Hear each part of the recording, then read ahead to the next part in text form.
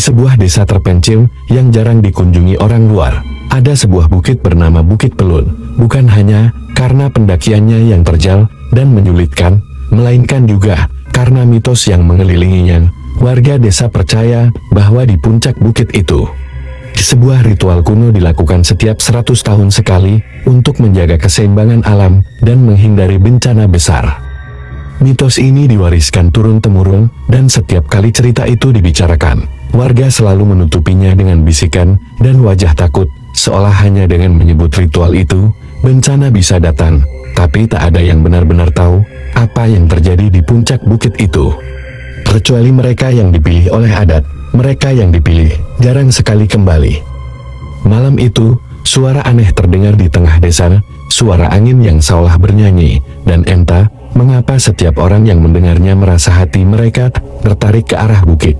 Namun, yang paling merasakannya adalah Dimas.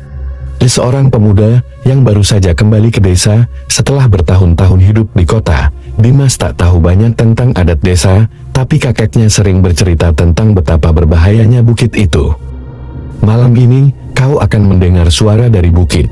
Jangan pernah abaikan suara itu, Dimas. Jika kau dengar, itu tandanya kau dipilih. Begitulah kata-kata terakhir kakek Dimas sebelum meninggal beberapa tahun lalu. Kini, suara itu benar-benar terdengar, seperti gumaman jauh yang memanggil namanya. Dimas, yang penasaran, memutuskan untuk mencari tahu. Dia berjalan menuju rumah Pak Joko, sesepuh desa yang dikenal menyimpan banyak rahasia tentang adat dan ritual kuno. Di depan pintu rumah Pak Joko, Dimas berdiri canggung, namun, sebelum ia mengetuk, pintu itu terbuka perlahan. Sudah waktunya, Dimas, tujar Pak Joko dengan suara berat dan wajah penuh kerutan. Kau sudah dipilih. Pak Joko duduk di depan api unggun kecil di tengah rumahnya. Di sekitarnya, dinding dipenuhi dengan ukiran-ukiran dan benda-benda aneh yang mengingatkan Dimas pada benda kuno yang pernah dilihatnya di museum. Ritual ini bukan sembarang ritual, kata Pak Joko, membuka pembicaraan. Ini adalah ritual penyembahan. Sejak zaman nenek moyang kita, desa ini dibangun di atas tanah yang sakral. Tanah ini harus dijaga agar tidak dilahap kegelapan. Pak Joko kemudian menceritakan tentang leluhur desa yang bersekutu dengan kekuatan gaib untuk melindungi tanah mereka dari kekuatan jahat. Setiap 100 tahun, satu orang dipilih untuk melaksanakan ritual di Bukit Pelul, memohon agar kekuatan itu terus melindungi desa jika ritual gagal. Bencana besar akan menimpa desa dan seluruh penduduknya. Ritual ini tak boleh diganggu, tak ada yang boleh tahu apa yang terjadi di sana selain yang terpilih. Lanjut Pak Joko, kau akan pergi ke puncak bukit malam ini. Dimas merasakan hawa dingin yang menyelinap ke dalam tulangnya. Apa yang akan terjadi di sana? Pak Joko memandangnya tajam. Kau akan tahu, dan ingat, jangan pernah lihat ke belakang, apapun yang terjadi. Dengan hati yang berat dan pikiran penuh pertanyaan, Dimas memulai perjalanannya ke Bukit Pelul. Malam itu gelap gulita, hanya diterangi oleh cahaya bulan yang samar. Jalan menuju bukit itu berliku, dan semakin tinggi dia mendaki, udara terasa semakin berat. Setiap langkahnya seperti membawa beban yang tak terlihat. Di tengah perjalanan, Dimas merasakan seolah-olah ada yang mengikutinya. Langkah kakinya berhenti beberapa kali, dan dia menoleh ke belakang. Tidak ada apa-apa di sana, hanya pepohonan yang bergoyang oleh angin malam. Namun, suara-suara aneh mulai terdengar, seperti bisikan-bisikan dari dalam hutan. Dimas, Dimas. Bisikan itu terdengar sayup-sayup. Dia teringat peringatan Pak Joko, dan dengan cepat memalingkan wajahnya kembali ke depan. Sampai di sebuah titik, jalannya semakin sulit, tanah di bawah kakinya mulai licin, dan setiap kali dia tergelincir, dia merasa seolah-olah ada tangan yang mencoba menariknya ke bawah. Dengan sisa tenaganya, Dimas akhirnya tiba di puncak bukit. Di sana berdiri sebuah altar batu kuno yang dipenuhi dengan ukiran-ukiran aneh. Bau dupa menyengat memenuhi udara, meski tak ada satupun tanda api atau orang di sekitar.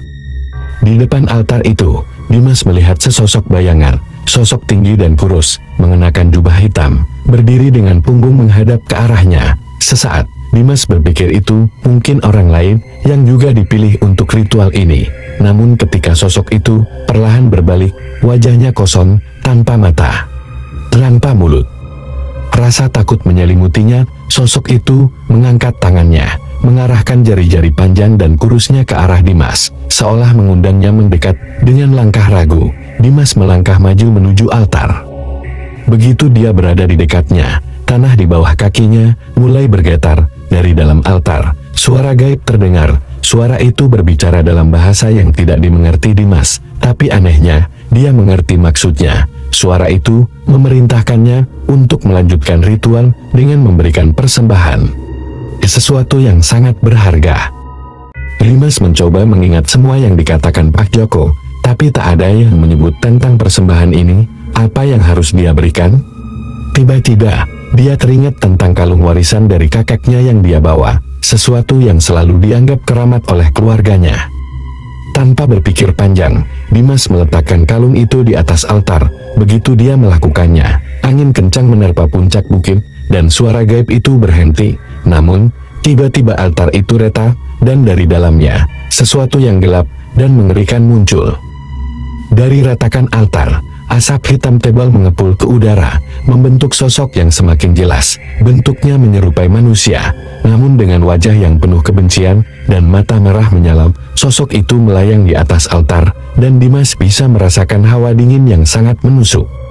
"Kau telah memanggilku kembali," suara itu bergema, terdengar seperti ribuan bisikan sekaligus. "Kini, waktunya pembalasan." Dimas mencoba berlari, namun kakinya seolah tertanam di tanah. Dia tidak bisa bergerak. Kegelapan itu mendekat, semakin besar dan semakin kuat, seolah akan melahap seluruh bukit. Di saat-saat terakhir, Dimas ingat peringatan Pak Joko, jangan pernah lihat ke belakang. Dengan segenap kekuatan yang tersisa, Dimas memaksa dirinya untuk tetap menghadap ke depan, meski suara dan bayangan mengerikan terus mengelilinginya. Namun, satu hal yang tidak diberitahukan Pak Joko adalah apa yang akan terjadi setelah ritual dimulai. Saat kegelapan semakin mendekat, Dimas merasakan sesuatu yang aneh, seolah ada kekuatan yang menahannya. Sebuah cahaya kecil muncul di dadanya, tepat di tempat di mana dia menyimpan kalung kakek. Cahaya itu perlahan-lahan semakin terang, dan dengan tiba-tiba, sosok kegelapan itu berhenti bergerak. Suara-suara gaib menghilang, dan kegelapan yang tadinya hampir melahap Dimas mulai mundur, kembali ke dalam altar yang retak. Namun, Dimas tahu ini belum berakhir. "Kau harus menyelesaikannya," bisik suara dalam hatinya. Dimas mengangkat tangan, memegang kalung yang kini bersinar terang. Dan dengan kekuatan terakhirnya, dia menghantamkannya ke altar. Altar itu hancur berkeping-keping, dan dari dalamnya terdengar raungan kemarahan yang menggema ke seluruh bukit. Kegelapan tersedot kembali, dan altar lenyap seketika.